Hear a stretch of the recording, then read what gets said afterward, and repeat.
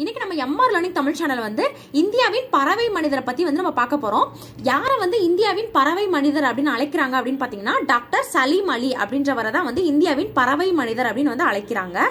இன்றைய பறவையியல் ஆய்வாளர்கள் எல்லாத்துக்கும் வந்து முன்னோடியா வந்து யார் இருக்கிறாங்க அப்படின்னு பாத்தீங்கன்னா டாக்டர் சலீம் அலி அவர் தான் வந்து இருக்கிறாரு.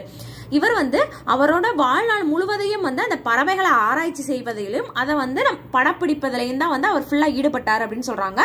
அதனாலதான் வந்து இவரை வந்து இந்தியாவின் பறவை மனிதர் அப்படின்னு வந்து அழைக்கிறாங்க. இவர் வந்து அவரோட வாழ்க்கை வரலாற்று நூலுக்கு வந்து சிட்டுக்குருவியின் வீழ்ச்சி அப்படின்னு வந்து பெயர் வச்சிருக்காரு அப்படின்னு சொல்றாங்க. இவர் வந்து நிறைய நூட்கள் வந்து எழுதியிருக்கிறாரு.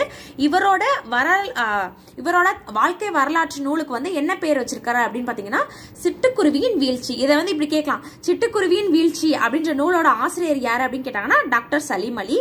அதே மாதிரி இந்தியாவின் பறவை மனிதர் யாரு அப்படின்னு கேட்டாங்கனாலும் வந்து டாக்டர் சலீம் அலி. அடுத்த வீடியோல பார்க்கலாம்.